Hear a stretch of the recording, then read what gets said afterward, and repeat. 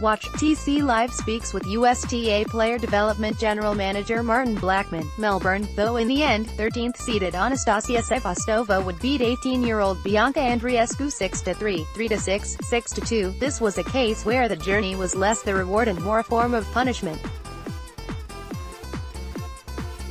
Consider this 2-hour and 14-minute generational tussle, a 3-act torture chamber, the first and third inflicted by the 28-year-old Sevastova, the second an interlude, punctuated by the elder twisting the knife on herself. Andreescu is January's Cinderella.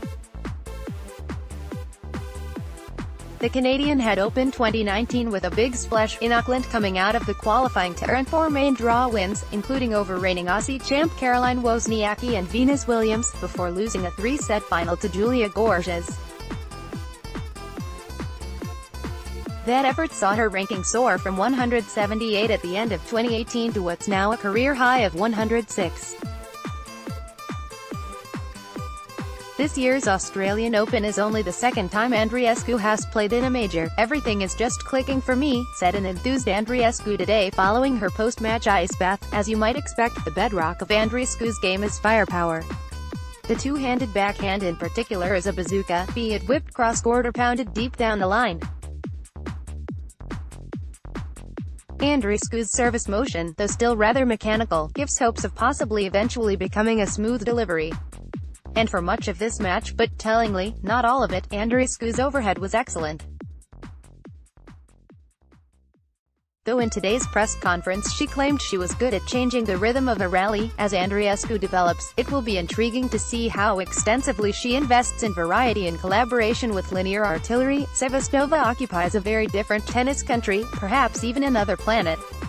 Her playing style conjures up the opening lines of the classic TV show, The Twilight Zone, a dimension as vast as space and as timeless as infinity.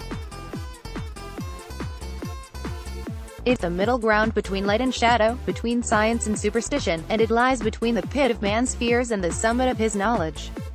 This is the dimension of imagination. Most contemporary pros, including Andreescu, are forks, forceful stabbers.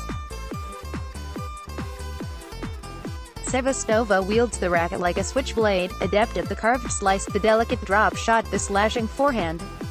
When melded with Sevastova's intermittent petulance, the overall effect on her opponents is one of a pinprick-like discomfort so vague that it can trigger cluelessness about what exactly is happening. Rather ignorantly confusing Sevastova with a retriever, Andreescu said, "Her weapon is just getting every ball." Act 2 saw the arrival of darkness. Serving in the second set at 6-3, 3-2, 40-15, Sevastova lost that game and dropped the next after holding a love 40 lead. Having virtually handed Andreescu the second set, 6-3, Sevastova served in the third at 1-all, 15-40. For some, the pressure of competition triggers hitting too big. For Sevastova, tennis version of a tortured artist, the mode is to shrivel and, even when winning, glare and mutter at her support team with a smoldering petulance. This might have been the time for Andreescu to topple her elder, but then Sevastova recovered. That third game lasted 14 points, Sevastova coaxing an error from Andreescu's high backhand volley with a delicately hoisted lob. 3 games later, Andreescu distraught in the muggy conditions, the Canadian resumed her prior role as the mouse to Sevastova's cat.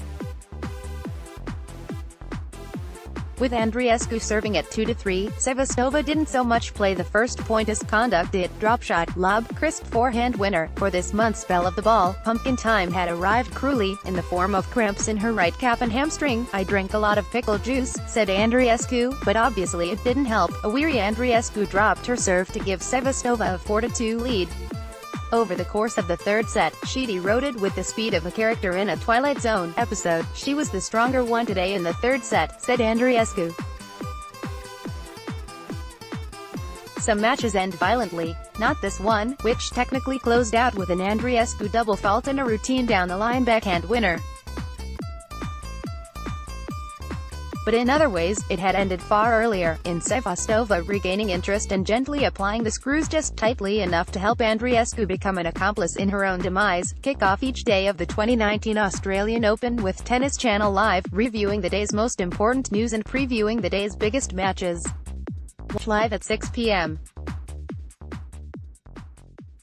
Follow the Australian Open even closer with Tennis Channel Plus.